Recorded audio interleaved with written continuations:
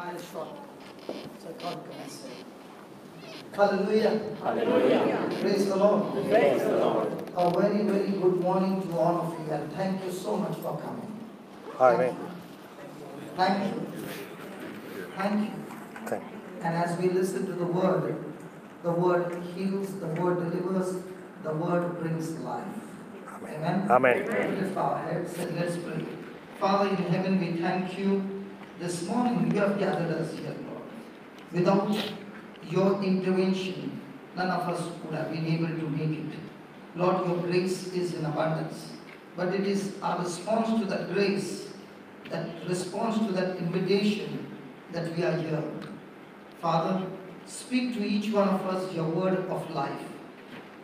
Jesus, you are the best character who went about doing good, healing the sick, but at the same time preaching and teaching and revealing the truth of the kingdom. And it is by the preaching of the word, Lord, that corrections were made, and the very simple fishermen became apostles and became great men, that their names are written in the Bible. And even after they are dead and gone, their work still continues. So this morning we have come for correction. We have come for instruction. We have come to receive from you the truth that sets us free. And not only sets us free, keeps us in freedom, that we live in your kingdom, victorious, conquerors, and become a blessing in the lives of others. Father, speak to us through the word, and let there be revelation flowing, interpretation of the scriptures may be made so simple and easy so that we can all understand the truth and apply the truth, and the truth not only sets us free but brings us into and close intimacy with you, a relationship with you, a personal encounter with you. And this is our prayer, Lord. This is our desire, Lord, that when we walk out of this place, we do not want to go without encountering you through your word. We thank you, we praise you in the glorious name of Jesus. Amen. And all God's people say, Amen. Amen. and all those who love Jesus say, Amen. Amen. Amen. Praise God. So how many of you believe this morning that your future is in God's hand? Praise God. Okay. Now we are going to take a parable and we will see what Jesus has to say, whether your future is in God's hand, the devil's hand, or your hand. Praise God. Praise the Lord. Hallelujah. Hallelujah. The truth destroys the lie and the deception of the devil. And once that correction is made, we are walking into victory. Every decision that we take, every thought that we have, we must always check whether this thought aligns with God's word. If it aligns with God's word and you are taking your decision opens the door for your destination. My decision decides my destination. If my decision is based on God's word, it's like a house built on the rock. Praise God. Of course. And that's why Jesus spoke about the wise man and the foolish man. The wise man was the one who heard the word and did what the word said. The foolish man was the one who heard the word but did not do what the word said. They both faced the same trial, but the result was not the same. Is that right? Yes. Hello, is that right? Yes. So if your house has some cracks, I'm not talking about a physical house. How do you know there are cracks? When there are worries, when there are pressures, and when there is oppression and depression, it means the wall is on and the foundation is already shaking. And if I do not build my house on the rock, my house will surely fall. Amen? Amen. So let's take today's reading from Luke chapter 15. And let's start with verse number 1. Then drew unto Jesus all the publicans and sinners for to hear him. Wonderful. Look at this. Then drew near unto Jesus all the publicans and sinners for to hear him. So they came after Jesus, not for healing, but they came to hear what he said. Who? The people who would go to church. Sinners. Hello, who? The people who are outlaws, people who were rejected, people who lived a very, very bad life. When they heard Jesus is coming to town, they all gathered and they came to hear what he was speaking. Praise God. And the Pharisees and the scribes murmured. Oh, among the publicans were the Pharisees, the scribes. Now who were the Pharisees? They were the teachers of the law. They knew the scriptures. They were the teachers of the scriptures. And they also came to hear Jesus talk. So there were two sets of people. There were one set of people who were totally gone case. Society rejected them and they lived a very bad life. And on the other side were those who spent their time in the house of God, teaching the word, living the word, and they had everything of the word. Amen? Amen. But these people, the Pharisees and the scribes, murmured. What is surprising is the publicans and the sinners never murmured. They kept quiet and they kept listening. But the Pharisees, when they heard Jesus speaking, their mind started speaking. Now, if I have to ask you how many people are talking, you'll say one. That's wrong. Your mind is also talking when I'm talking. No. Yes. But the only difference is your words are not coming out. Your words are inside. Some of you might be saying, he looks good today. Some of you might be saying, his hairstyle is good. He's worn a good jacket. Now, is that person's attention on the word or something else? Something else. Possibility is there? Yes. Hello? Yes. Yes. Some of them might be saying he's from India. Which part of India? Some of them might be saying, is he looking like a Catholic? There are so many things running in the mind. Hello? Yes. Because whenever I go and stand, there are a lot of questions running in people's mind. Now the Pharisees and the scribes had the same thing going on, murmuring, grumbling inside. Okay, so what was their murmuring? Look at this. The Pharisees and the scribes murmured, saying, this man receives sinners and eats with them. Hey, the scribes always separated themselves from the sinners. But this man, he says he's a man of God. He says he's a son of God. He is a prophet. And we don't understand how can this man, who is such a holy man, sit with these unholy people. Hello? Yes. So the Pharisees could not take him. So Jesus spoke this parable. Now, we always hear the parable of the prodigal son. Is that right? Yes. So, many a times we think that this parable, Jesus was talking about the sinners. But that's not true. This parable was talking about those who were at home and still got lost. Yes. This parable was given to the scribes and the Pharisees because of their murmuring, because of their judging. Are you listening? Yes. Yes. There were two kinds of people in that congregation. One were those who had left their father's house and gone to a distant country and they were lost. There were others who were at home with the father and still lost. Are you listening? Yes. And the ones who were lost at home were the ones murmuring, but the ones who had gone to a distant country, they realized that they were wrong and they came there to hear, to change their life. But the scribes who came there, they came to condemn, judge, and not to change their heart. I used to ask the Lord, why is it that the scribes who had the word but could not perform a single miracle?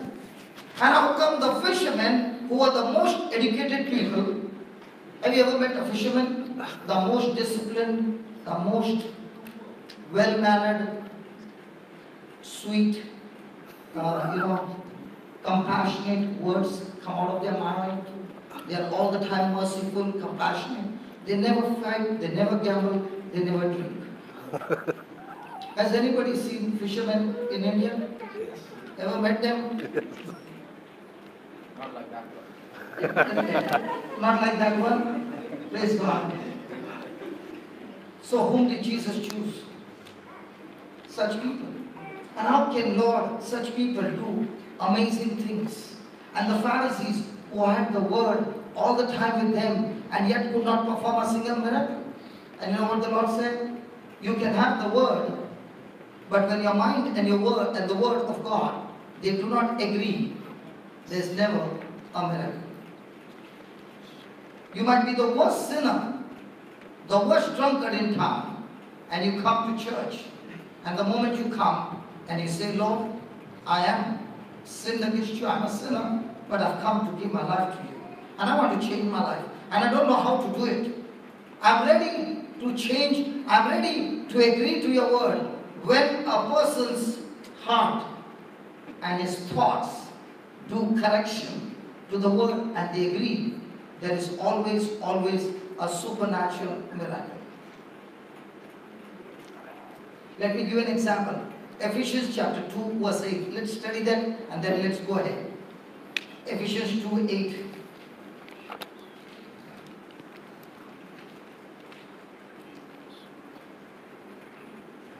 For by grace are you saved through faith. For by? Grace. For by? Grace. Hello, for by? Grace. Grace. Have you Being saved been saved through faith. through faith? How many of you believe you are saved by the grace of God? Fantastic. Okay. How many of you believe that you are saved by your faith? Oh, come, both the judges. How many of you believe you are saved by grace and faith? So which one is right? First one, second one, third one? Third one. So what's the meaning? What is grace? Grace is something that God has done it for you and He offers it to you as a gift. In India, when a student fails in an exam, the teacher gives him Grace marks. grace mark, not extra mark, grace mark. For what? To get him to the next class. What about the child who says, teacher, give me just 1 mark so that I can get into distinction?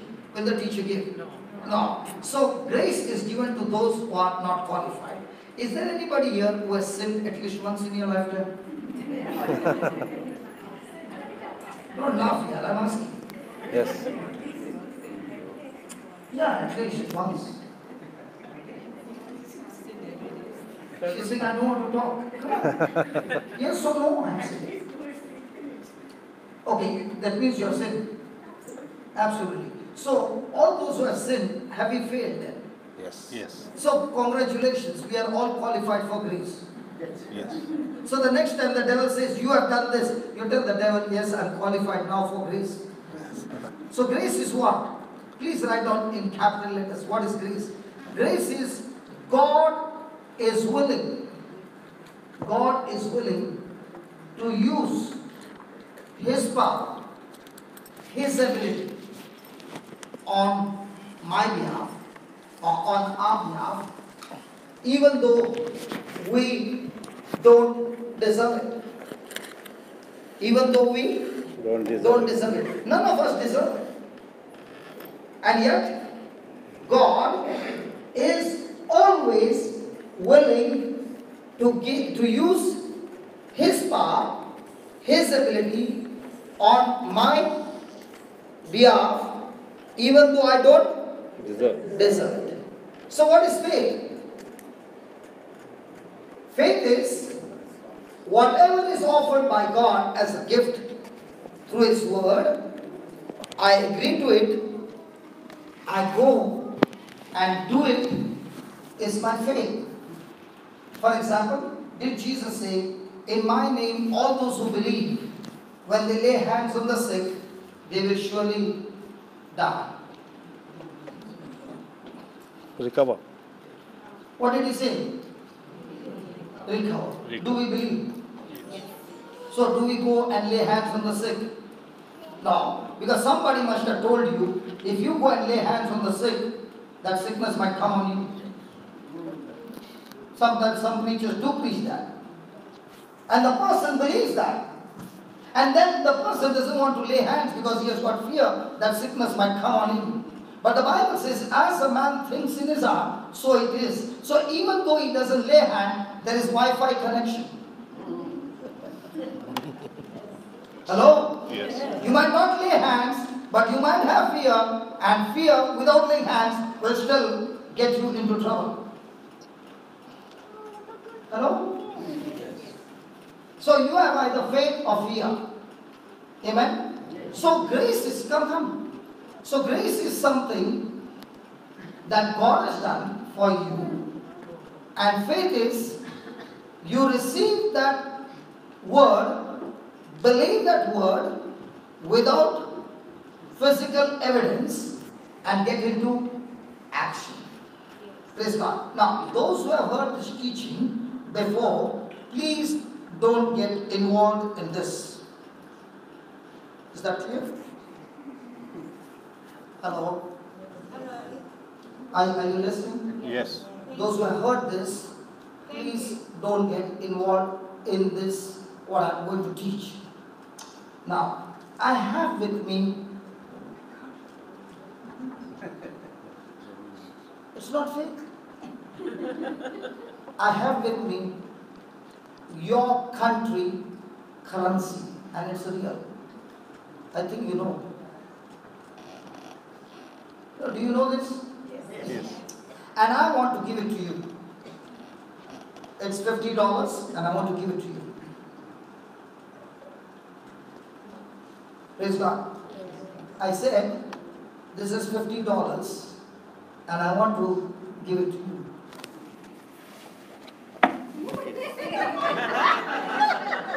I said, listen. I said, listen. I said, this is $50 and I want to give it to you. Good. I said, this is $50 and I want to give it to you.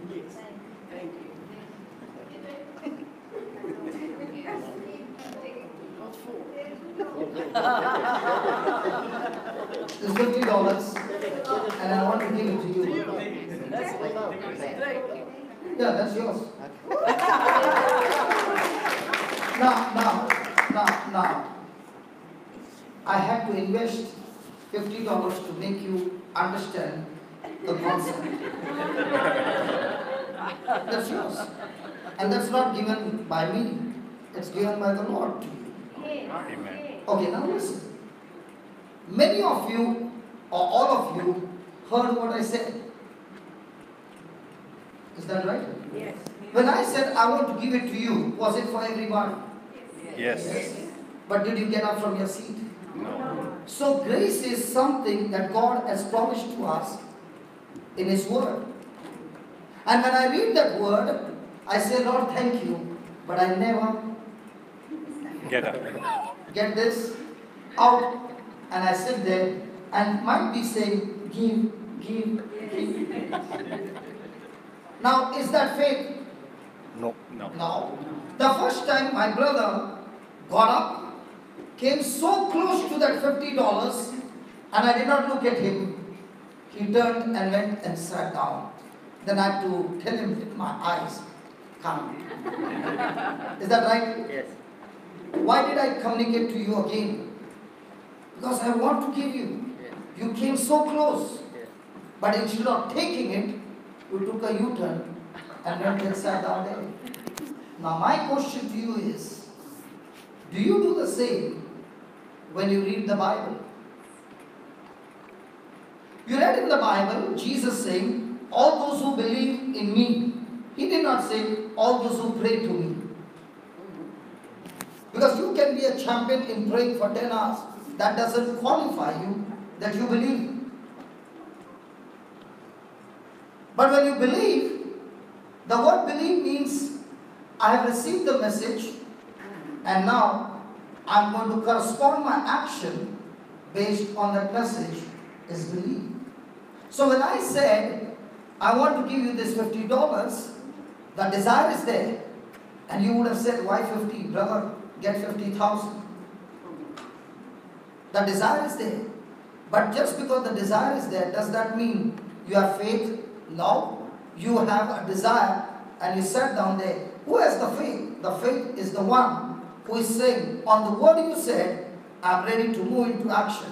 And when a person makes that step of moving into action, that's when grace empowers you and brings result in your life. Amen. Amen. Did you follow me? Hello? So grace is available to everybody in abundance. But that grace which is in abundance, are we using it? And if you're not using it, that grace has gone wasted.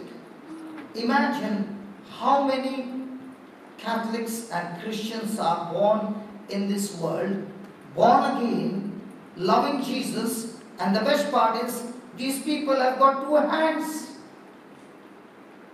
But when they see their loved one who is sick, they are crying and saying, God, please heal my loved one. But they do not follow what grace says. Grace says, lay your hand on the sick in my name, and I will see to it that they recover.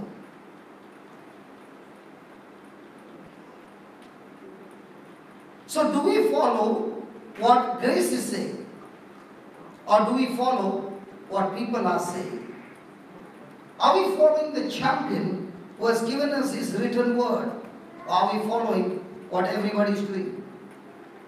I would rather follow the champion who has never lost a battle.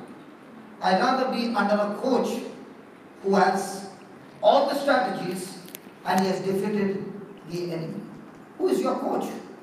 Jesus. And if he's your coach, do you follow his instructions? When a person follows his instruction, it is called faith. As you go to the buffet and the person says, dinner is served, and you never get up from that place. Now, what that person has offered you, a dinner, is out of love, a gift. But if you did not get up from your seat and take what you want, you never operated in faith. And there are some who will go there and take food like a pickle. Little. And there are some like me who will take a plate full. But when a person looks at my plate, thinks this fellow has not eaten for days. But the person who invited me, he never said you should eat like a pickle. He said eat as much as you want. In the same way, in the house of God, God says when you come to my banqueting table, everything is served, take as much as you want. Hallelujah. So if somebody's belief is small and he sees the other person doing amazing things, sometimes people get offended because they are used to eating pickle and we are used to eating the full-fledged dinner and lunch together. Hallelujah. Thank you, Jesus. Thank you, Jesus. Praise God. So shall we come back? Did you understand grace and faith? Yes. Now, here is Jesus teaching this parable. And this parable was not directed to the publicans and the sinners because they were already ready for correction. But these were those who were in the Father's house. Are we in the Father's house or we are out of the Father's house? That means this is for us. Yes. Hello? Yes. Including me. Yes. Are you listening? Yes. Praise God. Okay, let's go quickly to verse number 15. Oh, okay, let's go to 11. And Jesus said, a certain man had 2 sons. And the younger of them said to his father, Father, give me the portion of goods that fallen to me. And he divided unto them his living. And not many days after, the younger son gathered all together and took his journey into a far country, and there wasted his substance with righteous living. And the Lord is saying, some people, hold on, we'll go there. Some people must be thinking, he lost $50.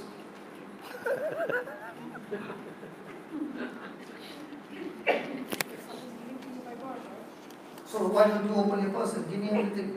That's also given to you by God. Sorry? Oh yeah? So you have your plan, not God's plan. Okay, I'll explain to you. That's why the Lord stopped me and said, just settle this first and then we will go ahead.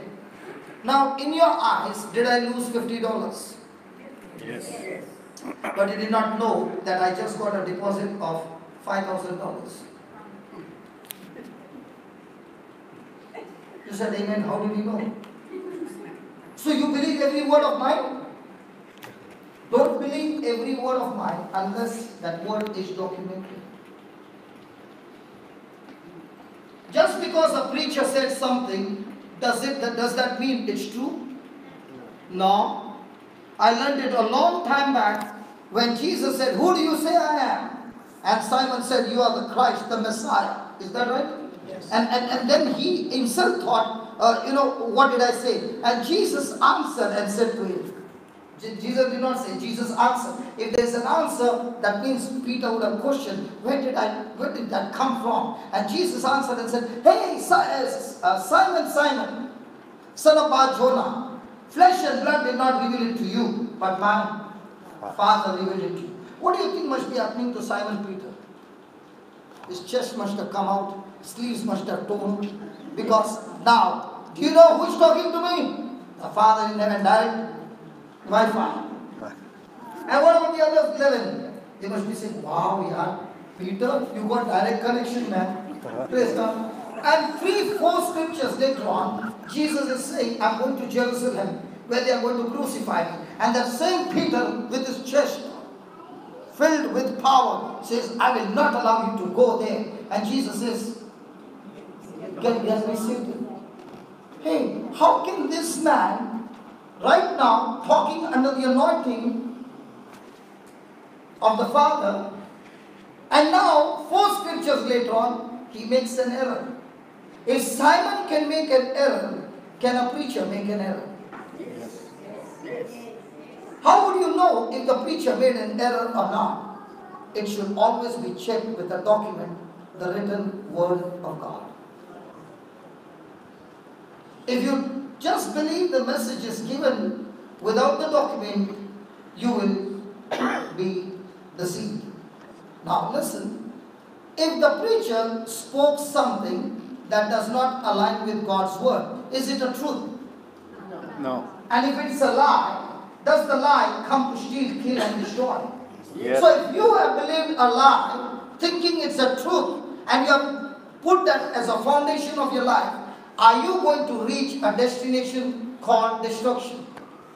Yes. Just because you believe doesn't mean you will reach the right destination. You've got to take the right seed to reach the right destination. So the moment a person is speaking, that's why I like to speak everything with the document of the written word of God. Amen. So when I said I just got a deposit of 5,000, she said, "Amen." I said, "Why do you say that?" And she said, "Because I believe you." Don't believe me. Okay, let me explain why. That's why the Lord stopped me and said, wait. First settle this and then we'll go ahead. Hallelujah. If I have, she said, "After lunch, I'm going to change my place." Sure, no offense. But do you know, because you questioned me, so many of them are saying, "Thank God for a question, we are learning." Yes. Are we all learning? Yes. Hello, even I'm learning from you. We all learn. Because who is the boss? The Holy Ghost is the boss. He is running this class, not me. Okay. You got $10 Australian, and then you help a poor man with $7. How many will you have?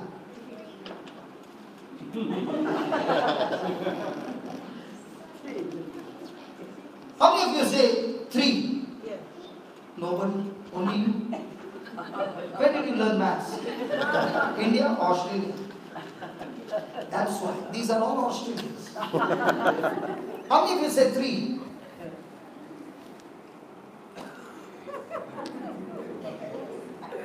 You have never learned maths? Now you said 3 based on what you learned in the world. Mathematics, is that right? Mathematical laws. Now let's go to Bible laws. So which law are you operating every day? See, there is Australia and there is India. They both are different countries, and therefore the rules and laws are different, and when a person lives in that country, he has to abide by the rules. So if you are saying, I'm in the kingdom of God, then which law are you operating? God's law.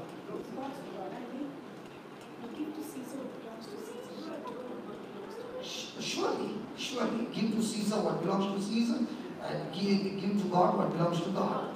Now, when you know that 10 minus 7 is 3, will you be a giver or a taker?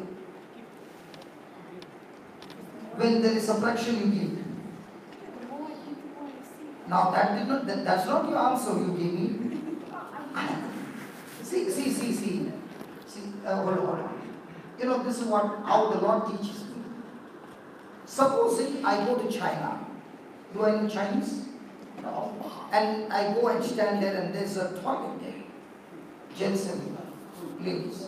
And I don't know because there's no picture there. Only Chinese. And both the sides there are dragons. Now I don't know which one is a male dragon or female dragon. Okay? So I'm standing there. Now, one person comes out and I say, alright? He says, yes, alright. So that person is a male who comes out. So will I go in that direction or the opposite direction? That direction. Why? Because I know who I am. But if I don't know who I am, then there will be more confusion. In the same way, when I know the kingdom laws and I operate by that law, then every time what will be the answer? In my everyday lifestyle. Kingdom law. Are you following? So when I'm giving him $50, I also know on one side I gave, and on the other side Jesus says, when you give, it shall be given to you. Good measure, pressed down, shaken together, running over, shall men give unto your bosom. Are you following? Yes. So, with my eyes, $50 went. With my spiritual eyes, a deposit of $5,000 has been made. So, will I be a cheerful giver now? Yes. Because now I know the truth. I know the principles. I know how it works. Is the pilot, when he sits on the flight, to take the flight off the runway, is he going on feelings? Oh, I can feel good today, so I'm going to rely on the feeling, or does he rely on the gauge? Gauge. In the same way, are you governed by your life based on feeling or on the gauge? The Word of God. Word of God. So now what will be your mind saying? Wow, he got a deposit of 5,000. So what are you going to do? You're going to say, Lord, I now understand the truth. The fact is 3. The truth is 5,000. I am a partner in your kingdom. I operate by your laws and I will live by your laws in Jesus' name. Amen. Nobody clapped.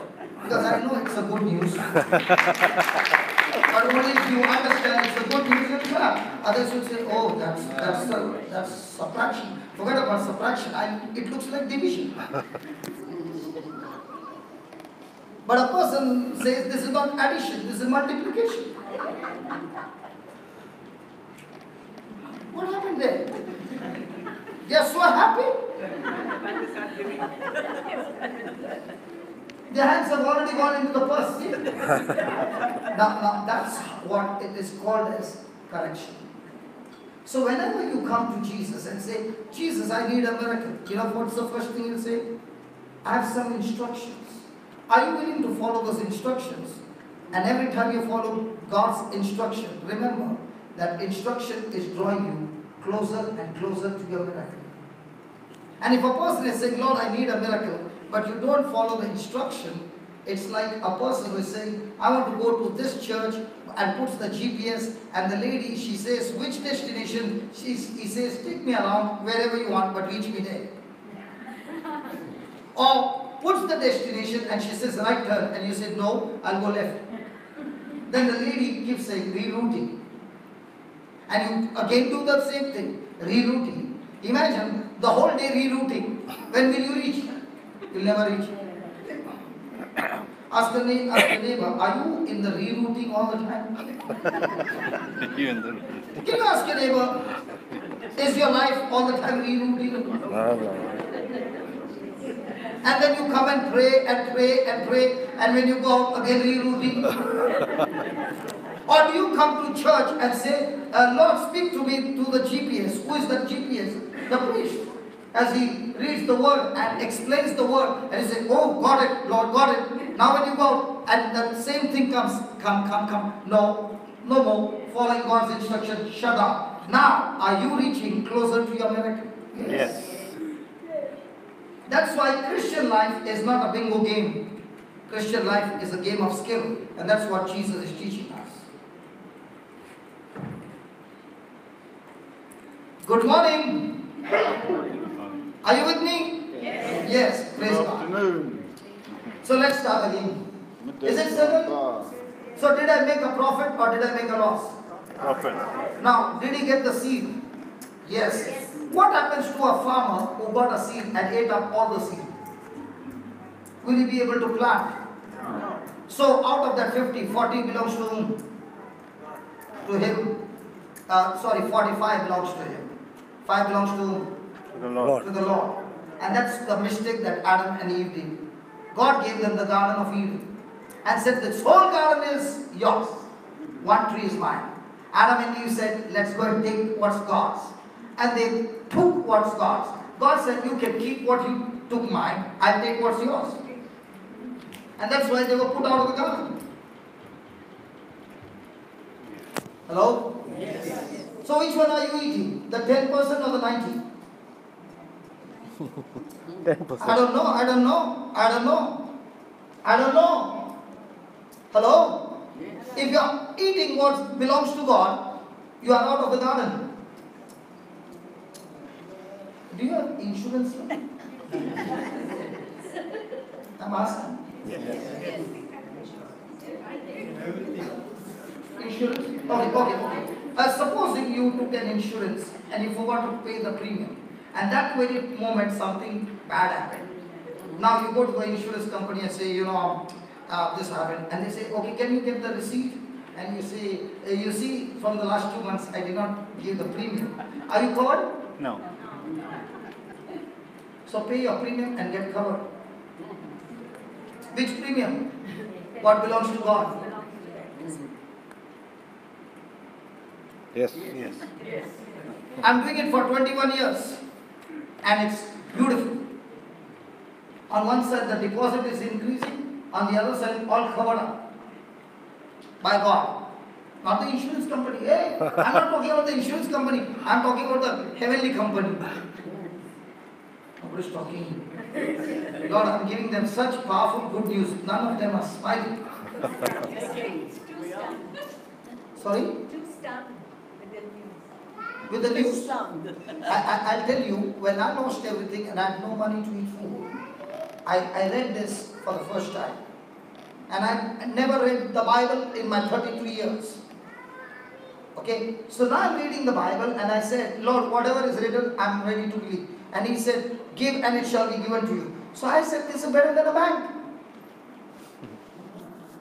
Because the bank gives a certain percentage and you're not giving me percentage, you are giving me number of times. So I said, Lord, I'm ready to deposit.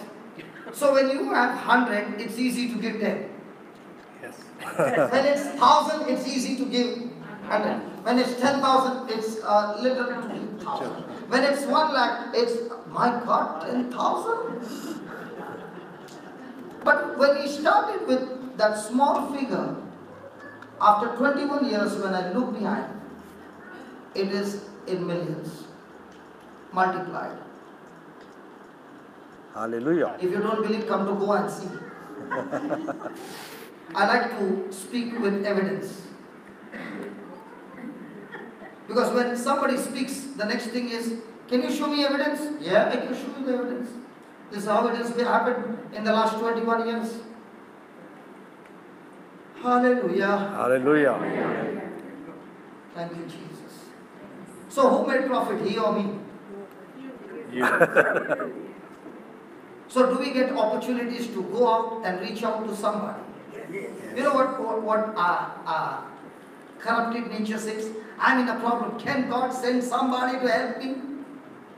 It's not going to come. But if you go and help somebody, somebody has already left to come and help you.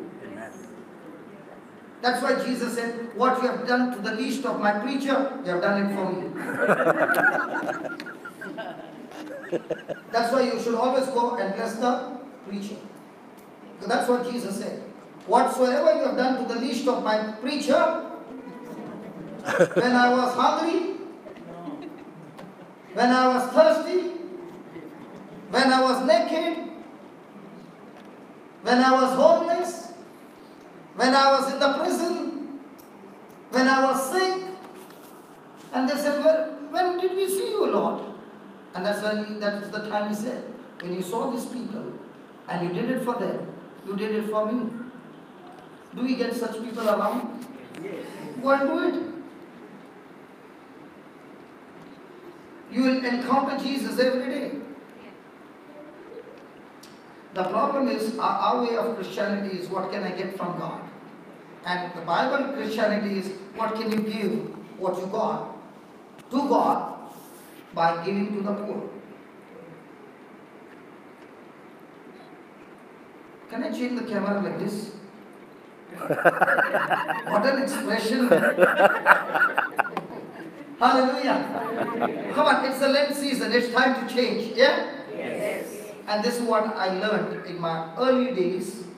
I had lost 7 factories. I had lost my house. I had never worked in my life as a worker. I had always had business. And that's the time the Lord stripped me and began to teach me the power of His Word. And by following the principles from the Bible, in no time, He began to teach me grace offered on one side, your faith, agreeing to that grace, the result is always supernatural. And it has been 21 years that there has never been a love offering. There has never been a collection.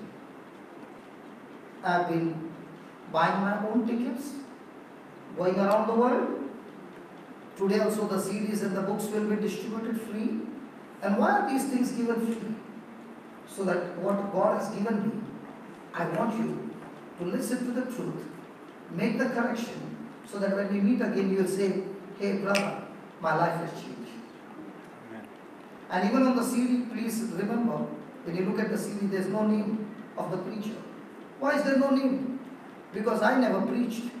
He used my body and he preached the message. The message belongs to him, not to me. Amen.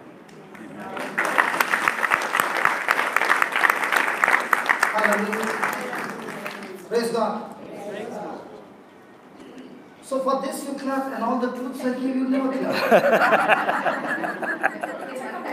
Okay, everything combined. Praise God. Hallelujah. Please don't get offended, okay? I make a lot of fun. Okay? Because even in fun, the Holy Spirit works, and He loves when we are enjoying and studying the Word. He doesn't like, praise the Lord.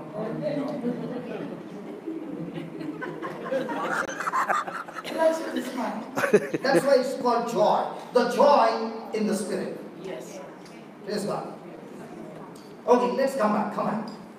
And he said, a certain man had 2 sons, and the younger of them said to his father, Father, give me the portion of goods that falls to me. And he divided unto them his living. Not many days after, the younger son gathered all together and took his journey into a far country, and there wasted his substance with riotous living. And when he had spent all, there arose a mighty famine in that land, and he began to be in want. And he went and joined himself to a citizen of that country, and he sent him into his fields to feed swine. And when he would fain have filled his belly with the husk that the swine did eat, and no man gave unto him. And when he came to himself, he said, How many hired servants of my father's have bread enough and to spare, and I perish with hunger? I will arise and go to my father, and will say unto him, Father, I have sinned against heaven and before thee, and I am no more worthy to be called your son. Make me as one of thy hired servants.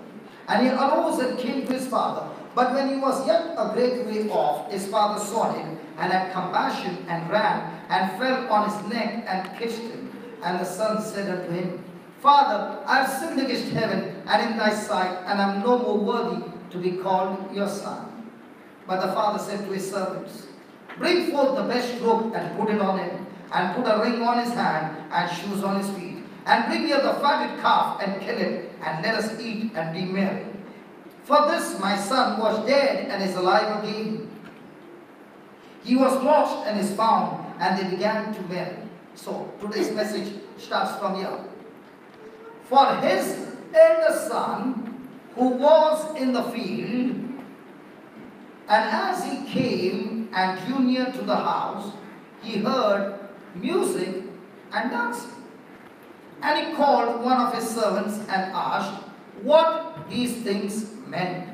And he said unto him, Your brother is come, and your father has killed the fatted calf, because he has received him safe and sound. And the elder brother was angry, and he would not go in. Therefore came his father out and entreated him. And he, answering to his father, said, Lo, these many years do I serve you, neither transgressed I at any time thy commandment. And yet you never gave me a kid, that I might make merry with my friends. But as soon as this thy son was come, which has devoured thy living with harlots, thou hast killed for him the fatted calf. And he said unto him, Son, you are ever with me, and all that I have is thine. It was meet that we should marry and be glad, for this thy brother was dead, and is alive again, and was lost, and is found. The gospel of our Lord Jesus Christ. Praise God. Now, I want you to imagine, the younger son has come back, and the father is very happy. Is that right? Yes. He is so happy that he has have a big party. Now, let's say you all came for the party, and all of you are sitting, and one is asking, I heard the younger son has come back. Oh yeah, what has he become, engineer? Or you started some business there? Big businessman? Or a doctor? The other person saying, I don't know. Then everybody's talking.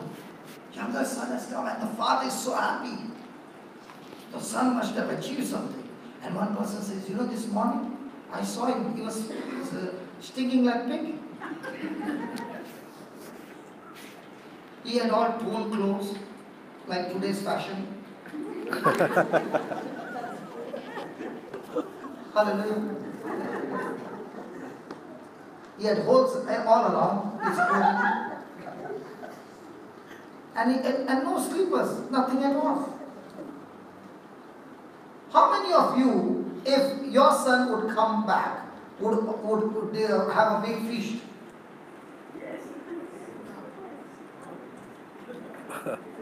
Because people would ask, what did he achieve? What was there, he blew it up, and that's what he achieved. Yes. Now imagine the son has come, and the father is taking the son to his best friend and saying, this is my younger son. And the father is full of joy that the son has come. Okay. Now the father's heart is about what? what the son has achieved, or the father's heart, joy is that his heart has changed? Hey, come on. His heart is Whenever we look at a person, do we look at the person's heart or what he got? Hey, come on. Hey, which So car? what we got? Smelling good, man, which perfume? Come on. Now, might be smelling good with perfume, but heart might be stinky.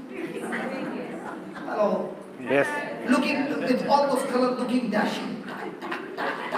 But when the mouth opens, people run away. Possible. All now imagine the father full of joy is introducing his best friend. This is my younger son. And the son is putting his hand out. And the friend must be saying, this fellow who blew up his father's property and everything, and look at him, can the younger son have an eye-to-eye contact with his father's friend? No. Because he knows what has happened in his life. So is it easy for a younger son to come back home? No.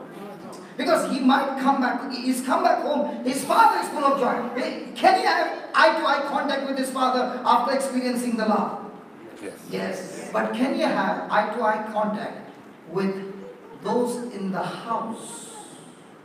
The brothers and sisters. Because the brothers and sisters do not have the heart like the father. Because in their eyes, this fellow has gone around with the prostitutes, gambling and all that, and now he has come back, ashamed, not ashamed of it. Why did you come back? You shouldn't. Come on. Will there be condemnation? Will there be shame? Yes. And yet, the younger son has come back. Hallelujah. Hallelujah. Thank you, Jesus. Thank you, Jesus. Now, supposing the younger son, after a few days, is living in his father's house, and he meets a beautiful girl, and he says, can we go for a dance tonight? And the girl goes home and says, you know, I met a wonderful boy, handsome boy, well dressed, and I have decided to go for a dance. And the mom says, who is that? That man's younger son. Come on. Has that mark come on him? Will anybody accept him? Will anybody allow the daughter to even talk to you? Come on. No. So what do you think must be happening in the life of a prodigal son? It's full of shame. And yet, the prodigal son has come back home. Is there a discouragement Yes. No. for the prodigal son when he meets his brothers and sisters and friends and people are all around? Yes. Now, are the people around like the father's heart? No. Now imagine a person who was a drunkard and all the time falling, and one Sunday he decides to come to church. Now as he comes, everybody is watching and he's still shaking. And a preacher has come from some other country and he said, all those who want to give their heart to Jesus, come. And now what is coming out of your mouth? Compassion and praying for him. Thank God he has got up from his seat. Might be he's drunk, but thank God the preaching has touched him and he's walking to the altar to give his heart. 1, 2. Tomorrow morning I'll see him there. Hello. Yes. Yes. Now, are you praying for him or cursing him? Cursing him. Cursing him. Let's say a lady is never coming to church, and that day she decided to come to church, and there was a big cut over here. Look at the waist. Now, are you praying for her that she's come back, or are you looking at the cut? You did not follow cut? Oh, what do you say? Slit. Slit. Okay, slit. Oh, okay. Okay, slit.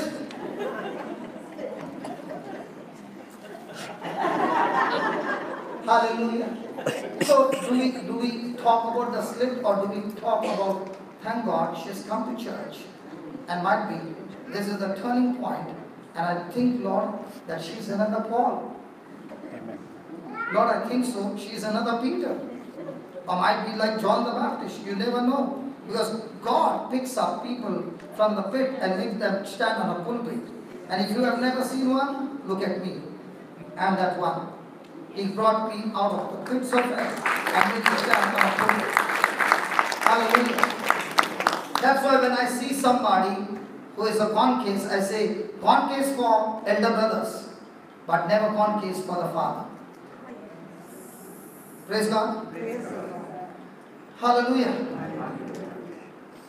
So, this moment, Jesus was giving a parable where he was talking about two sons. One is in the father's house, one is gone to a distant country. Now, in my life, it so happened that I was gone to a distant country. I never wanted to come to church. Praise God. And then many told my wife, not many, two of them told my wife. You know, sometimes people come to give you counseling. And counseling in India is free. Here they might be charging. I don't know. And they are only waiting to give advice. It's free. The person who gives also is free, and the person who receives also is free. So one person, two people came and told her, see, your husband is a gone case. If you take a dog, this was the words. If you take a dog and take a tube and put the tail in the tube for 3 years, then you remove the tube.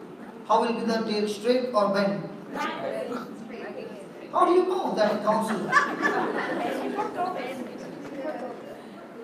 So the person said the tail will be bent. In the same way, no matter what happens, your husband will never change. So one of the best thing is you leave him and go. You will be at peace. And thank God she had another counseling on the day of when she got married, when she said to Jesus, in good times and in bad times, I will be with him till the end. Thank God for that promise. Others, by now, I would have been dead long time back. Praise God. So she stood her ground for 11 years for my conversion. So now when I got converted, I became the elder brother. Now everything has to be done this way, this way, this way, this way. And all this, look, this was what the word said, this way. And screaming and shouting. Then came a time when I told her, this is my house. Any husband, you all don't buy house, single, you all buy couple, okay. Any we buy single. The husband will buy and the wife will stay in that house. But here, husband and wife both buy together. Yeah. That's why they can't say this is my house. So I told her, this is my house. I'm the head. The Bible says I'm the head. So everything should happen according to what I say, according to the Bible. And if you can't follow that, leave. She did not speak a word. And you know, men, all the ladies shut, close your eyes, close your ears. Don't listen. Men, this women are very smart. They know when to receive and when to respond. So when I said that, she did not respond. And I thought the word is gone and I got my victory. Not realizing the seed had gone in, already sprouted and growing inside. 4 months later on, when the exams got over, on the day the exams got over, she has packed a bag. And I'm saying, where are you going? Because I saw the mother and daughter come, mother and sister come home. So I thought they came to visit. And I'm very happy welcoming them. And I'm seeing all bags are being packed. I said, where are you going? 4 months back, you said, this is your house, your home. You sing that house, sing, no? This is your house, your home. We welcome you, Holy Spirit. Correct? Yes. Now she's saying, this is your house, your home. You stay here, I'm going. So I said, why are you going? She said, because you told me to go. Now I began to really get puzzled. I said, when I was a bad man, you never left me. I even chased you with a knife to kill you. You still stood your ground. Now I'm going around and preaching the word and I've become so good and now you are leaving me and going. That's the time she said, during those days, you knew you were wrong. That's why there is repentance. But the day now you don't know you are wrong. That is more dangerous. And unless I leave you, you will not understand. It's not that I'm divorcing you. It's not that I'm separating you. It's only me leaving you for a moment so that you come to your senses. And that's the time I said to myself, hey, faith can move mountains. I can move her and get her back with my faith. So where do I go? Straight to Kota, headquarters. And I stay there for 1 month. What am I doing? Fasting and praying, storming heaven. In those days I did not know I should storm heaven. So I started storming heaven day and night. And I was so sure, praise God, I finished my one month praying and I've come back. It was during holidays she went, right? So I've come back and I'm waiting for her. Yes. Praise God. A supernatural thing happened. After the prayer and fasting, she never came.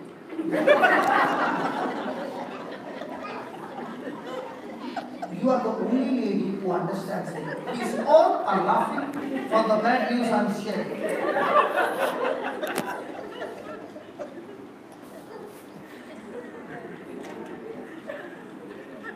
She's the only one who did not love. She can feel my pain. And you people enjoying it, somebody's sorrow.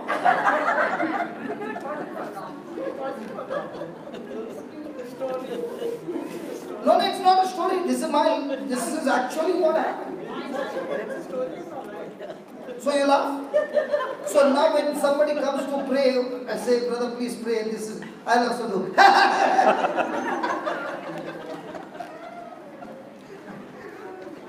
Jesus help me. Why in Australia, Lord, they laugh when I tell my painful story? Okay, doesn't matter. You can laugh. It's your choice. Okay. So then I began to ask God the question. You said faith moves mountains. I made a prayer. I did everything that you said. Then why is my wife not come back?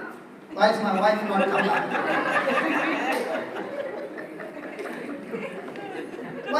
not come back?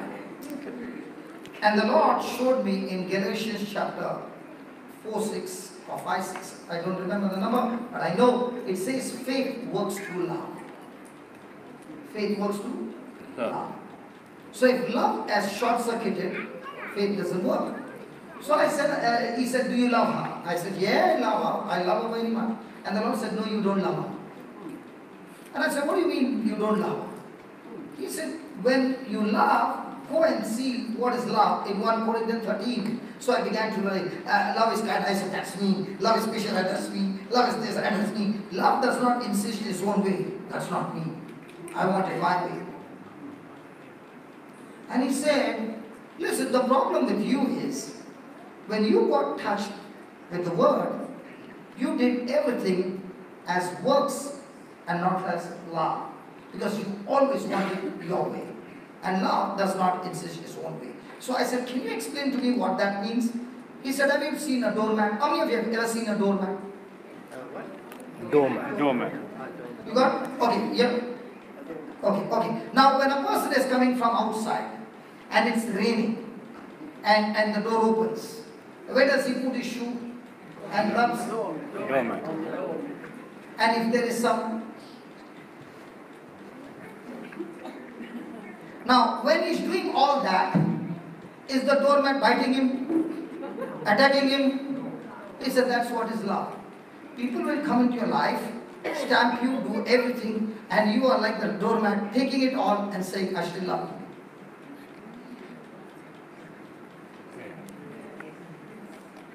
you. Amen. Hello? I'll show you how it is easy. I'm not here to give you theory. I'm here to give you practical. And it works. 2.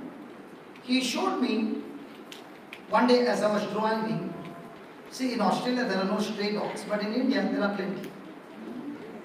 So there was this stray dog on the side of the road with his eyes open looking at me as I was driving. So I like to make fun, so I brought the car very close to him and honked. He's still looking at me. I brought it more close, he's not moving. And then I went by the side and the Lord said, stop the car. Once look at the dog. Why did he not move? So I went and looked at him. He was a dead dog. Now, a dead dog, you go and kick him. Does he bark? No. Chase? Bite? Nothing? He said the day you become like this dead dog, then everything in your life will change. Amen. So I said, you mean to say I should become a doormat? Yes. I should become a dead dog? Yes. And then everything will change? Yeah. Because in your marriage, you were always happy. Now he asked me, when I was going through the crucifixion, did they treat me as a doormat? Yes. Was I like a dead dog? Yes. Did I respond evil for evil? No. Or did I respond for evil for love? Did I overcome every evil with good? Yes. Did I have my way or my Father's way? My Father's way. So the day you start doing that, everything will change. So I began to practice that. 3 months later on, I said, Lord, I'm practicing. When is she coming? He said, hold on, let's settle this once and for all. Are you doing that she comes back or are you doing it for me? Oh, that's a big question, Lord. Actually speaking, I want her to come back. No. So he said, so you are doing it because she comes back. No, I'm doing it for you. So, if you are doing it for me, why are you bothering when she's coming back? So that day I made a decision, Lord, I am going to do it for you. Whether she comes back or doesn't come back, I'm still going to do it for you. Now as I began to do it for the Lord, I said one day, Lord, how will she know that I've changed?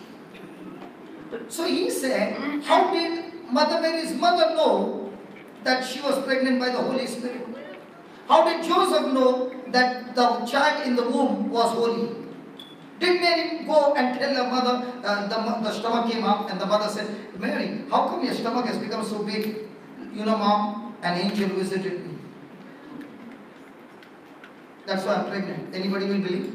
No. Joseph is saying, 3 months back I saw you so slim. How come now, after meeting Elizabeth, you have come and you look so chubby? I met an angel. Will the husband believe? No. I'm talking to you. No. So who made them believe? The Holy Spirit. Angel. Did Mother Mary went and please believe me, or was that God's job?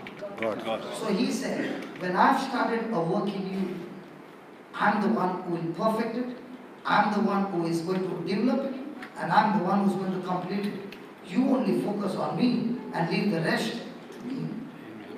Praise God. And that's when I settled with the Lord, looking at Him. And there came a time when one day she called me and she said, I've decided to move from my mother's house to my own rental place. Husband, listen.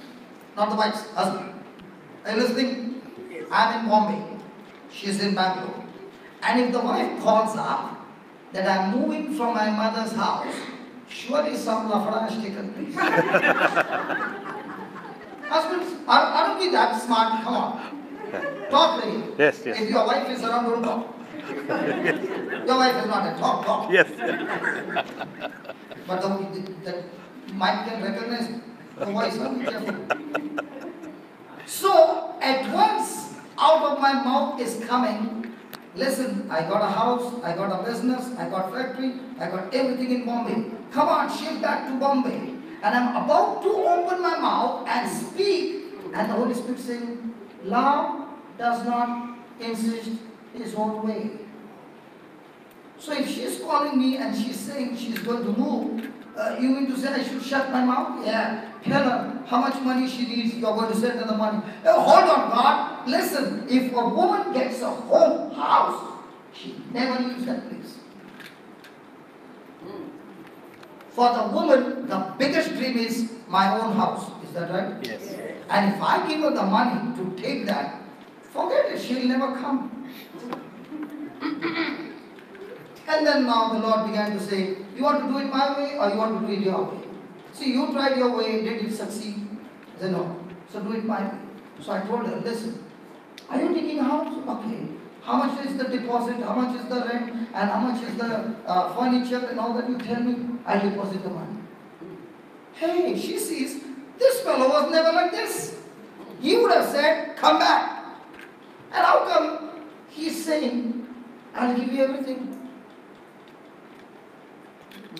Is that a love seed? Yes. Hello, is that a love seed? Yes. Now I gave, she shifted. Now whose house? Hey, whose house? Who gave the money, man? Hello, who gave the money? So can I go there now? Yes. So I'm saying, Lord, I'm going next week to Bangkok to meet him. He said, no, you can't go. I said, hold on.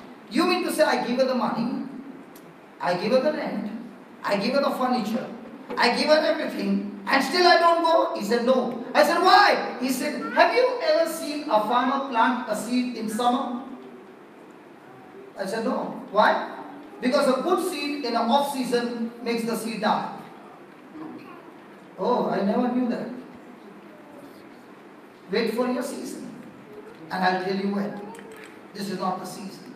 You go now, all that is growing will be wiped out. Wait, I'll tell you when. And after a few months, I was going to Mysore, very close to Bangalore, for a retreat, and I was returning back to go to Bombay. There were 3 hours remaining. I called her and I said, I'm just passing from Mysore and I've reached Bangalore. Can we meet somewhere before I take a train to Bombay? And she said, yeah, surely.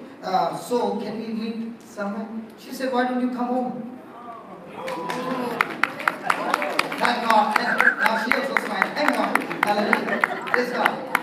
So I said, Lord, can I go home? She said, this is the right season. So I went home. Now, please understand, when I went home, she did not come and jump. The hurts are there, right? So there is, as if a paying guest is coming home. Children are there.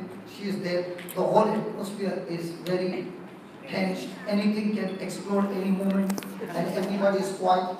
And I'm eating my food. And after eating, after tasting the food, after such a long time, okay, now I finished everything and I'm picking my bag to go back to Bombay. And I said, that was a good time we had. And I said, I'm going by. She said, why don't you stay tonight?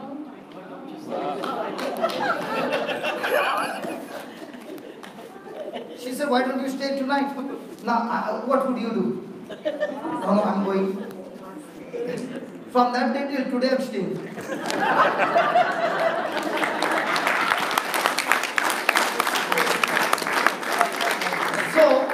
So, I learned during that time, every miracle has an instruction. The more I follow the instruction from the Lord, the closer and closer I get to my miracle. The more I disobey God, the further away and away I get from my miracle. And I thank God for whatever happened.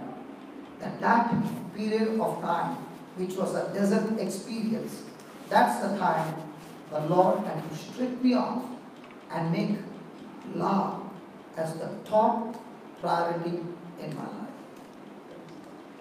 If that incident had not happened, there wouldn't have been so much of chipping, so much of hard, corrupted things had to be chipped. And every day, we go through this chipping. And God uses somebody over here with some sharp tools to come and chip us. And when they're chipping, if I'm offended, I do not allow the chipping to take place.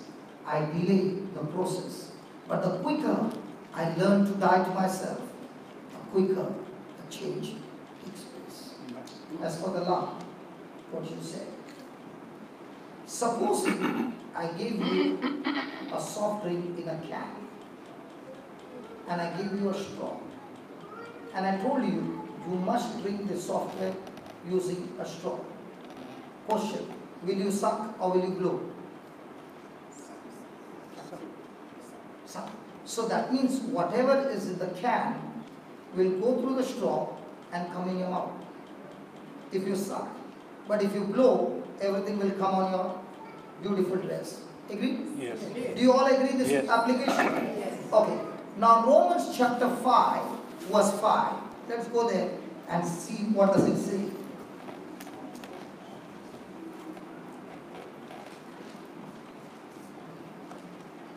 Yeah, please read, sister. And hope does not disappoint, And hope does not disappoint us because the love of God has been poured. because the love of God, say that, love of God. Say that, love of God. He doesn't say love of humans. He says love of God has been poured out into our hearts Through the Holy Spirit through the Holy Spirit. that has been given to us. So, have you received the Holy Spirit? Yes. Are you baptized in Jesus? So, are you baptized in the Holy Ghost? Yes. So now, that means, is the Holy Ghost already in you? Yes. So when the Holy Ghost came, did He bring the love of God in you? Yes. So is the love of God in you or is it going to be in you? So that means the can is there. Did you get it? Now, you need to get that stuff from the can to action. Is that right? Yes. Now, human love is based on performance. You perform good, I love you. You hurt me and I get hurt, I'll hurt you. You satisfy me, I will be happy. That's human love. Agape love is one-sided love. You do what you want, but I still love you. It's not two-way, it's one way. It is selfless, it is unconditional, it is sacrificial, it is uncomfortable, but yet you will do it because of love. That's Jesus' kind of love. Is that right? Yes. Now, this Jesus kind of love is in each one of us, according to the word. Now, for example,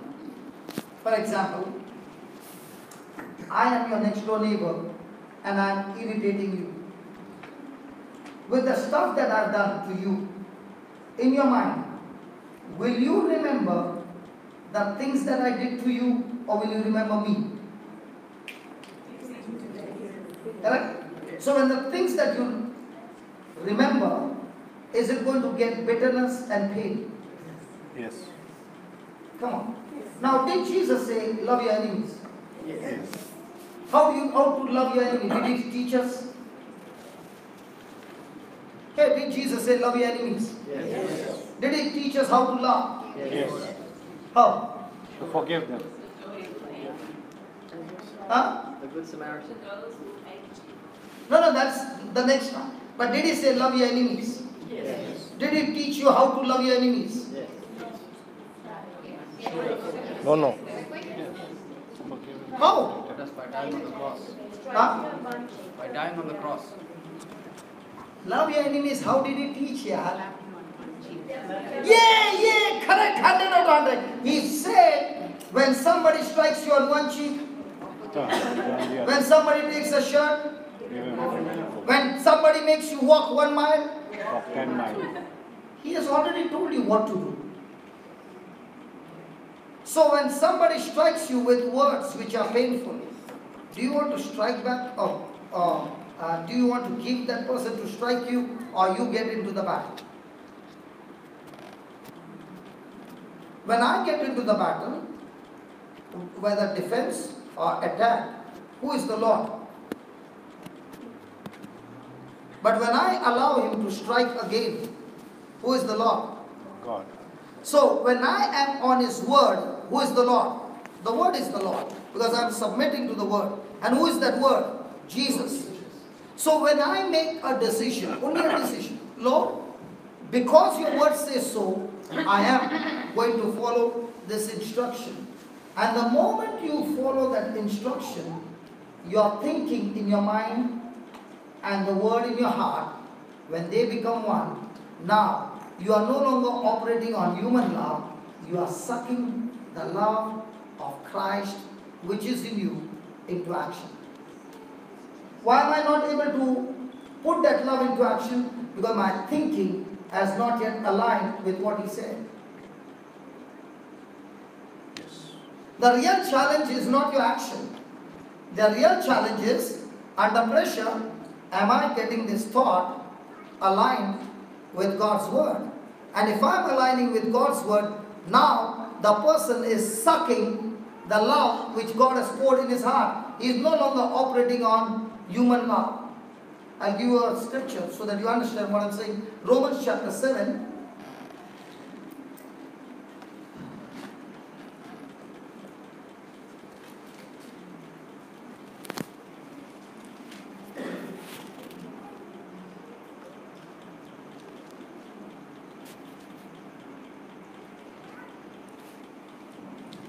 Starting at 21.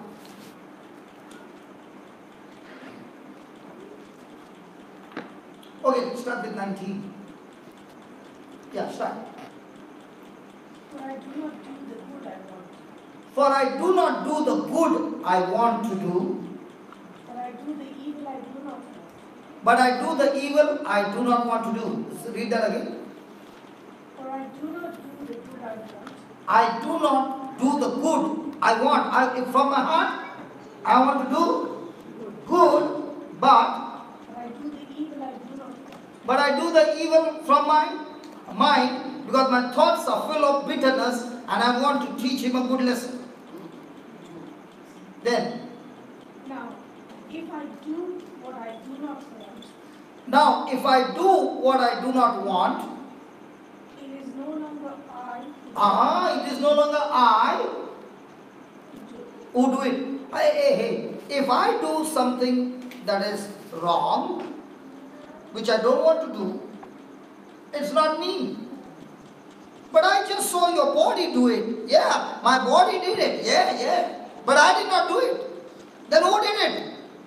The sin that is in me has made me a prisoner, captivated my mind, and makes me do things that I hate to do. And how is this sin having control over my mind? Just like when the aircraft comes, the traffic officer, the traffic controller gets a signal, landing, Roger, landing, and he says, not yet. So the flight has to go again. Roger 1, landing permission, not granted. Again goes. Landing permission granted, yes, you can land. Now the flight comes on the runway. Is that right? So in the same way, when the thought comes, the thought is saying, landing, and you are speaking to that landing with the scripture. He goes for another round. Again he comes back and you're speaking again the scripture. He goes again. And that's what happened with Jesus. When the devil came to tempt him, he began to say, if you are the Son of God, turn these stones into bread. Did he say that? So what's the temptation? Turning stones into bread? No. Then what was the temptation? Are you with me? So, turning the stones into bread, was that the temptation? Yes. Not at all. That was not the temptation. What was the temptation? The temptation was what he heard. He heard while being baptized, this is my beloved Son in whom I am well pleased. For 40 days, what was he doing? He was fasting and meditating on that voice that he had heard. This is my beloved Son. And now he has come back believing through the scriptures he is the beloved Son of God. And what is Satan saying? If you are the Son of God, he's trying to get entry. Did Satan ask Eve a question? Did God tell you not to eat of the trees of the garden? Satan, when he wants an entry in your system, he will always question you, the word of God that's in your heart. He cannot get entry without questioning. And why is he questioning you? Because when he questions you, and when the question is asked second time, third time, there comes a doubt. And that's why Jesus answered him all the time, it is written. So when the thought comes, are you answering the thought, it is written, with a scripture? And if you have not answered the thought with it is written, with a scripture, the thought has got entry. Now what is that thought doing? Rehearsing all that hurts and all the things that have happened. The words are being repeated. Now what are the thoughts doing? Taking captivity of your brain. Of your mind, not brain, of your mind. Now remember, the mind is spiritual and the brain is physical organ. The spiritual takes control over the physical organ. But the mind is controlled by thoughts. And thoughts are spiritual. And Jesus said, my word is spirit and life. It's spiritual. So when I take God's word, I become a prisoner of His word. If I don't take His word and I take words from the kingdom of this world, I am a prisoner of the kingdom of this world. Are you following? Yes. So I want to do good, but I find myself doing the very thing that I hate to do. And I know that I'm doing wrong. I know that I'm doing wrong. But I find a power that is taken care and control over my mind.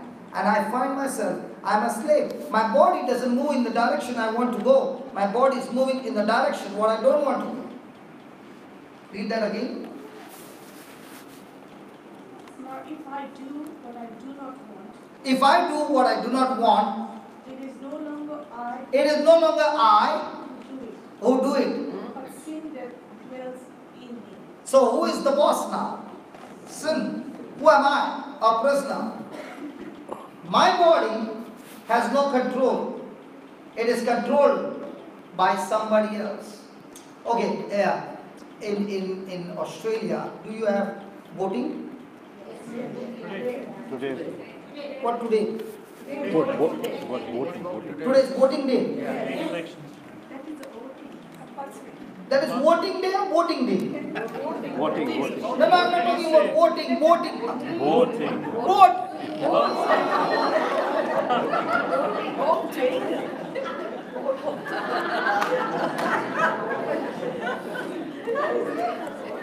B-O-A-T-I-N-G.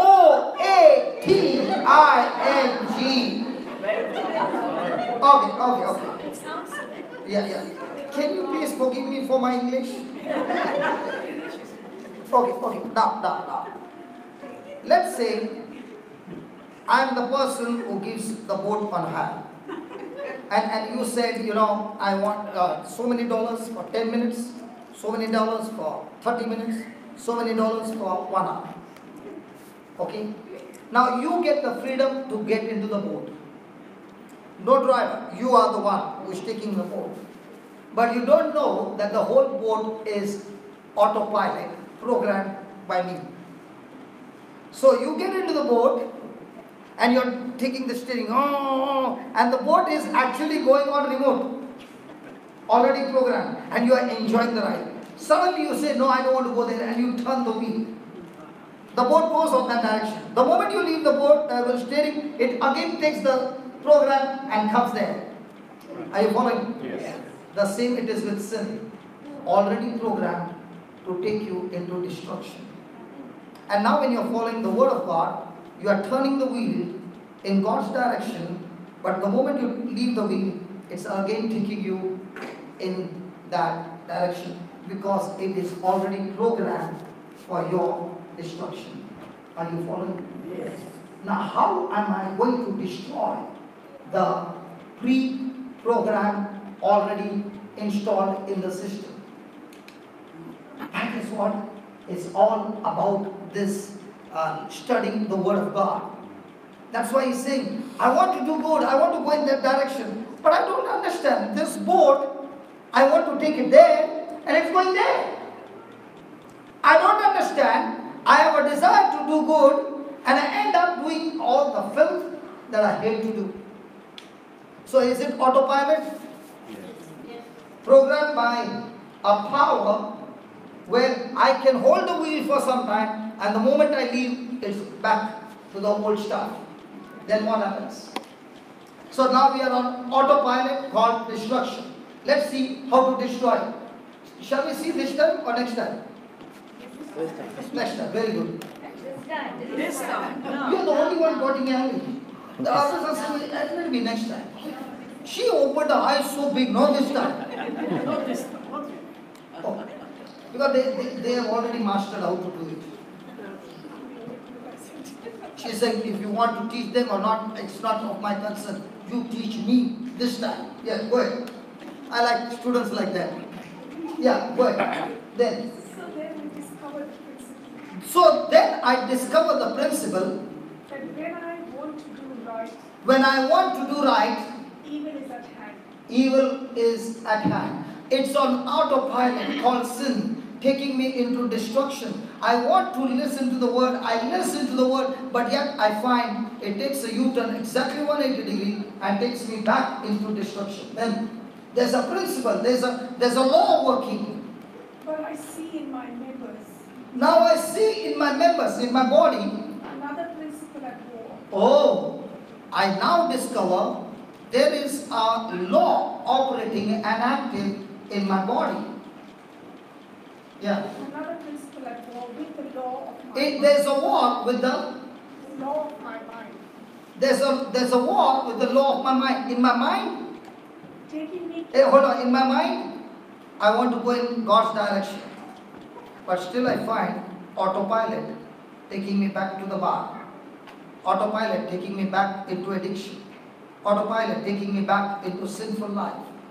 I don't understand. I know, Lord, getting offended is wrong, but I still end up getting offended. I know, Lord, I must walk in forgiveness, but yet I find myself bitter and revengeful, and if I can't take revenge, I can go to the washroom and curse that person, but I'm not going to spare it. Autopilot. Okay, then. taking me captive to the law of sin. This autopilot has now taken me captive to the law of sin. Hey, I'm a prisoner, I'm a slave, I'm in depression, I've become a victim, I keep crying, I keep, all my confidence is gone, I'm totally wounded. Yeah, That dwells in my members. okay, then, Miserable one that I am. what a miserable condition I am in. I do not want this autopilot anymore. Lord, I am trying my best to get rid of this, but I find myself asleep. And I do not have the strength to change the program, because the program is stronger than me. What a miserable man I am. Then, Who will deliver me from this mortal body? oh, who will get me freedom? This body is mortal. It's one day going to the dust. But before it goes to the dust, I want this autopilot to change. I want this body to be ruled by a new pilot called the Holy Ghost.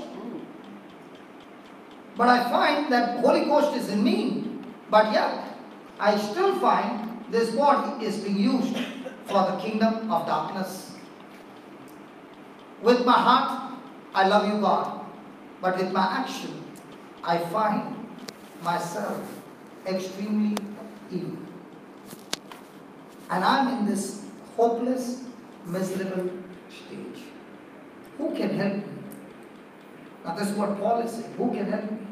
Then, Thanks be to God. the help is there. Hello, the help is there. Hello, the help is there. Thanks be to God. Through Jesus Christ our Lord. So who is your help? Jesus. Who is your help? Jesus Christ. Who is Jesus Christ? The Word that was made flesh. So, do you eat food? Yes. When you eat food, now today afternoon, are you going to eat food? Yes. I thought you will be fasting. Okay, you will be eating food. Breakfast you had? Yes. So after eating food and after eating breakfast, what do? You sit down and you are carrying out all activities.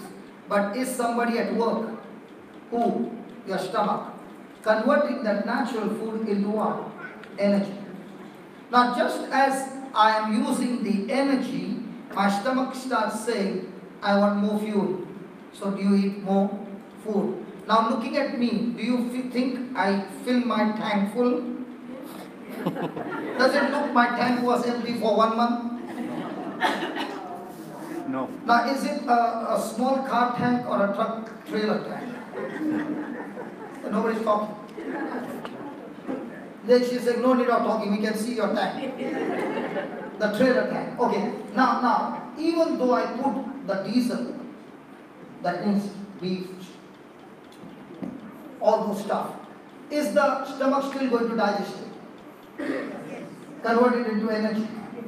Now, just as I feed my stomach with fuel called food, in the same way, this morning you have come to feed your spirit with a fuel called the Word of God. And just as a man eats with his mouth, the person eats spiritual food with his ears.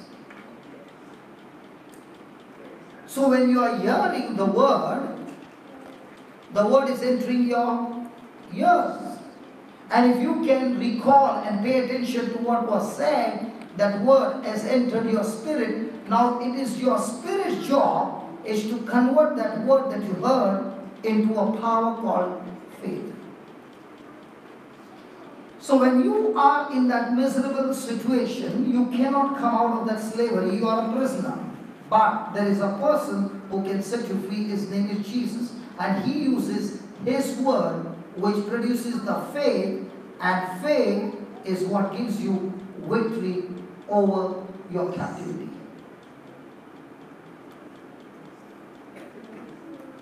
With my mind, I do not want to give the other cheek. I want to show them what I can do. But Lord, if your word says so, I am going to submit to you and follow your instruction. And I'm going to do it cheerfully. And when I do it, Lord, I want to experience that love that you have poured in me. Okay, I'll give you an example. One day, Mother Teresa went, there was no food, so she went around in Calcutta asking some people whether they can help her. So she went to a shop and she said, can you give me some food for my children? And the man loved her so much that he spat on her.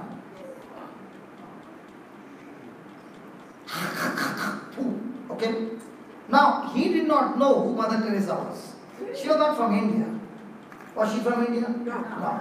So she closed the hand, and before he could know, she punched him right between the eyes, and she put the other hand out. 3 teeth came out.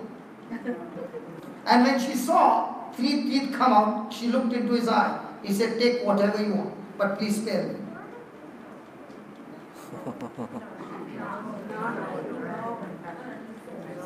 No? What did she do? She closed the fist and said, that is for me, but can you give something for my children? Now, did she take a slap on her cheek? 1. Yeah. Did she offer the second cheek? Yeah. What happened to the man? He broke down. He did not give her anything. She went from the shop, she went to the other place. By the time she finished and she came back, the man was in a place with the full breakfast, not only for that day, but for every day from then on. Amen. Now, is that love of God? Are you understanding? So my natural human instinct says, give back. But the word of God says, don't preserve yourself. Don't operate in defense. Give yourself totally, and I will take over from there. Did Jesus defend himself? Or did he allow? Did God defend him? Did God strengthen him? Did God help him to get the victory? So is the Lord going to strengthen you? When you agree to his word. And what does your human instinct say? No, I'm not going to put myself to death. I'm going to kill him. Hallelujah. So, according to the word of God, is the love in your heart? Yes. Human love is there? Yes. The born again Spirit of God love is there? Yes. But both are in 2 different containers. One is in the Spirit, one is over here. As long as I'm thinking according to the system of this world, this is closed. Thank you, Lord. Thank you. In Australia, in every bathroom, there are 2 taps, hot and cold. Not there? Yes. Who makes the choice which one to open? You pray to God and God opens the tap for you. Praise God. Has anybody ever experienced you stood there and said, Lord, open the tap, open, but this tap, open only hot, hot, hot. In the name of Jesus, hot, hot, hot. Do you do that or you just go and open? Just go and open. In the same way, when a person took the word of God and made a decision to open the tap, agreeing to the word of God, which love will flow? Hello, which love will flow? God's love will flow. And if the person has kept the tap close to the word of God and is moved by emotions, now which love will flow? Human love. So opening and closing is in God's hand or your hand? And how will I get the strength to open? When I feed myself with the word of God. When I'm eating on regular intervals good food, is my body strong? So in the same way, I'm eating the word of God every day and overeating the word of God. Is my spirit strong? Yes. If my spirit is strong, it has control over the soul. That's why the Bible says when the spirit is strong, that man will sustain any sickness, any trouble, any kind of crisis. He is an overcomer. But when the spirit is weak or wounded or broken, he cannot raise himself up. So how do I make my spirit strong? By feeding on the word of God. Praise God. Did it help you in any way? Yes. You're good. So you're doing or not doing. Is it once time activity or every day? Every day. So if is it possible one day you're very strong in your spirit and then 2 days you did not eat the word of God? Do you think third day you will be strong? No, you'll surely fall. So to keep myself strong, what do I mean? Continue. Eat the food every day. And that's why many people in Australia, especially in Australia, I heard that, when the CD was given, they put it in the car. And now every day when they go to the office, they come back, wherever they drive, they are listening to the word of God. Not knowing that when they are listening to the word of God for half an hour, 1 hour, they are actually feeding their spirit with spiritual food. Their spirit is getting stronger. The strong spirit is helping them to renew their mind on the word of God. Life is being changed. If a person is saying, I'm going to change this action, not feeding on the word, he's doing it with his willpower. Willpower fails. God's power never fails. So do you want to have victory with your willpower? You'll fail. But if you want victory over anything that you're going through, feed yourself with the word of God. That word will deliver you. And that's why the Bible says, whoever the Son sets free is free indeed. Praise God. Hallelujah. Is it lunch break now? What's the time? Is it lunch break? 20+1. How did I know that it's lunch break? Because now the time has come. How did we know that it's lunch break? Because such an interesting topic is going on and somebody is saying, Hallelujah. Where's my brother gone? With the guitar? Come. Oh, you got a baby? Can you come? Is it possible? Okay.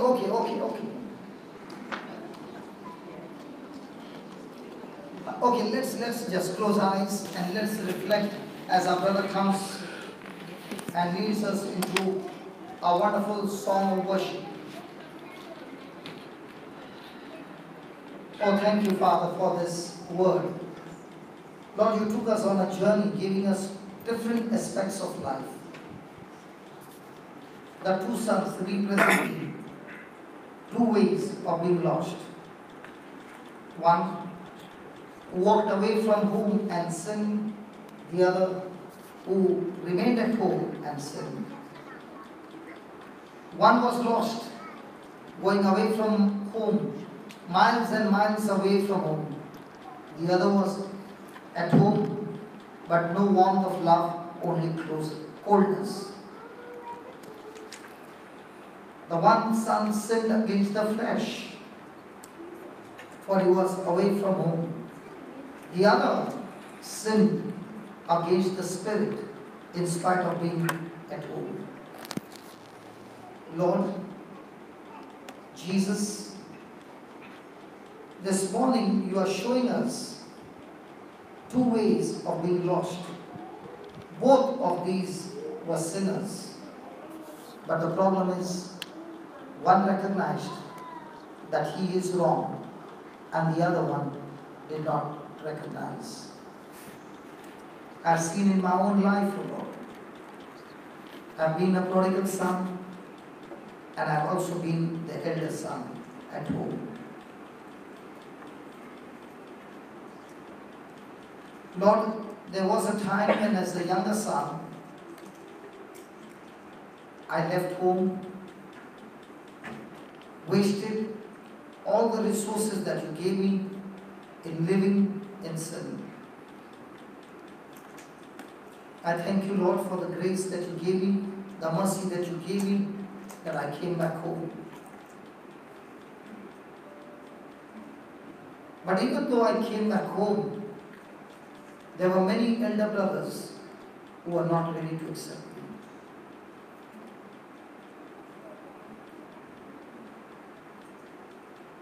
Oh Father, we who are in the church many a times are not willing to accept the prodigals who have repented and come back home. Lord, our problem is not that we have gone to a distant country, but our problem is that even though we are at home, our eyes are not fixed on you, your word. We are cold and there's no love.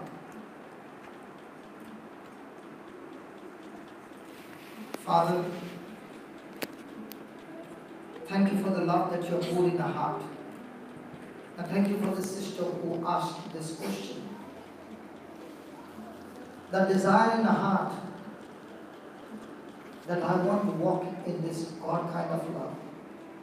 I want to be full of love so that I can accept everyone around me and still, like the Father, with arms wide, accept them the way they are and pour that love in them and change their lives. Father, we have been so judgmental and you have not made us judge over anyone. Jesus, you said, how can you take that splinter out when you have got a log in your own eyes? Teach us, O Lord, to judge ourselves,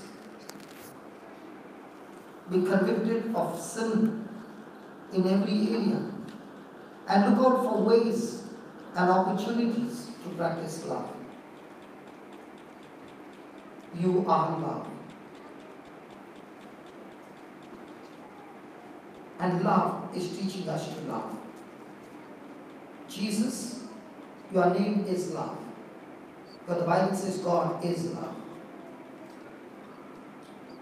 Today, O Lord, through the parable of the elder son, teach us to come out of that coldness, teach us to come out of that bitterness, that offense, that jealousy, that selfishness, that pride, that ego, and teach us, O Lord, to walk in your love like the Father.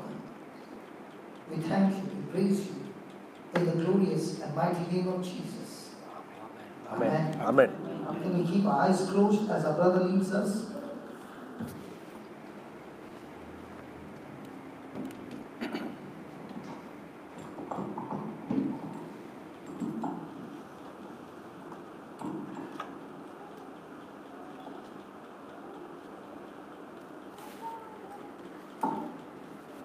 Can you please keep your eyes closed, please?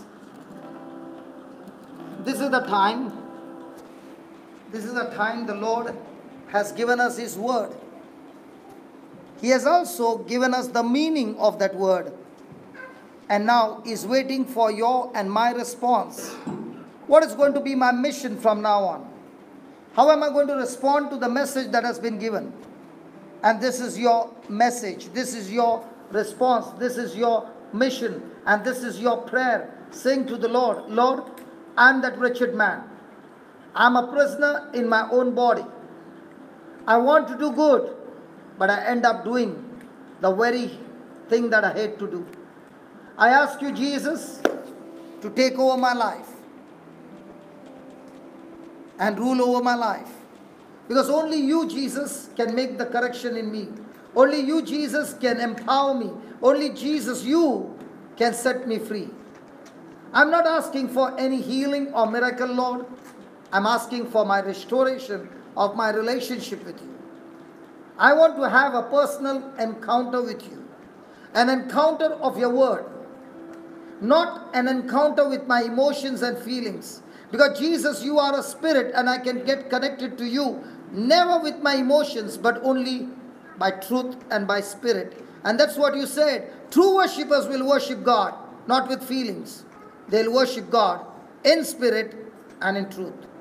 So I'm not looking for some emotions, Lord. I'm looking for the truth that you spoke. And I want to renew my mind. I want to change that autopilot into autopilot of the Holy Spirit. So word of God has been planted in my heart. Lord, I want that word to sprout and grow in my life. Because you said, when I believe in my heart and I confess with my mouth, that believing and confession of faith brings forth the manifestation. So here I am. This is my prayer to you. This is not a song, Lord. This is what is my desire. This is what is each one's desire.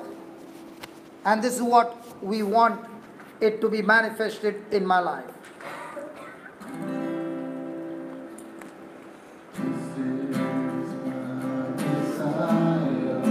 To honor you.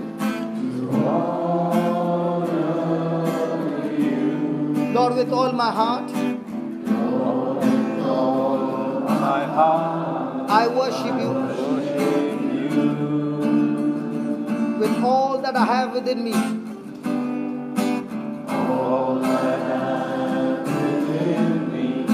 I give you praise. And all that I do is in you. Let's tell him again. Let's tell him again. This is my desire, Lord. This is my desire. My friend, what is your desire? Lord, with all my heart. What do you want to do? With all that I have within me.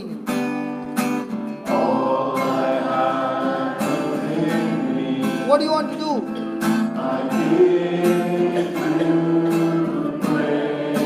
And all that I do? Where is it? Lord, I give you my heart, I give you my soul. Lord, I give you my heart, I give you my soul. I live for you alone. I live for you alone. Every breath that I take, every moment I'm awake. Lord, have your way in me.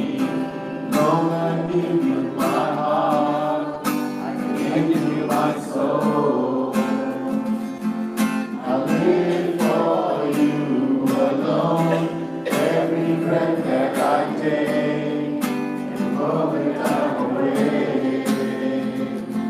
Lord, have your way in me. Lord, I give you my heart. Come on, everybody.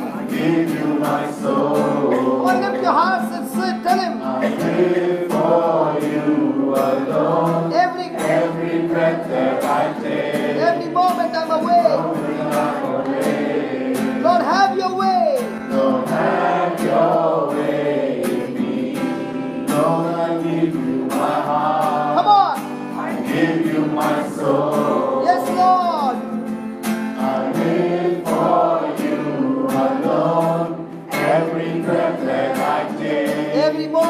away. Lord, I'm away. Lord, have your way. Lord, have your way in me. This is my desire. This is my desire to honor you.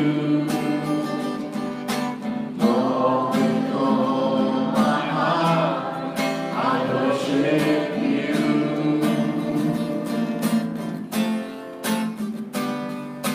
All I have within me, I give you praise.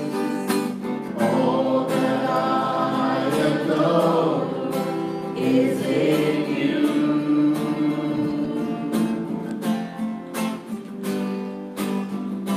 Lord, I give you my heart, I give you my soul.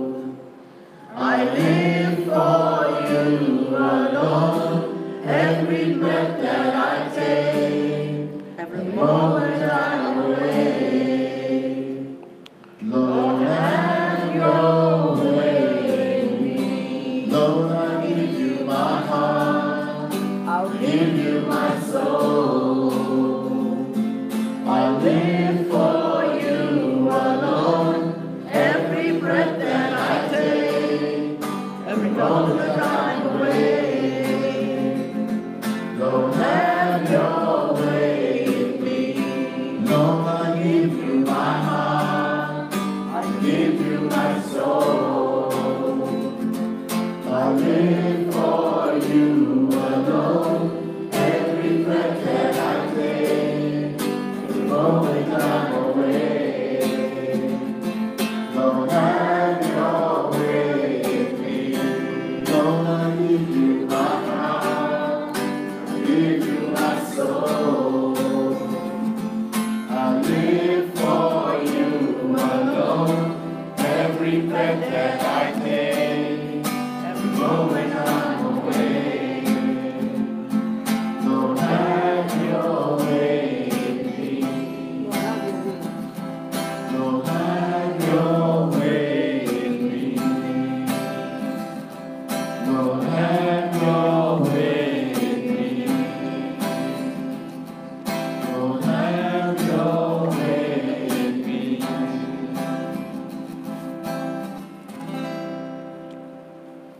Can we give the Lord a big hand of praise?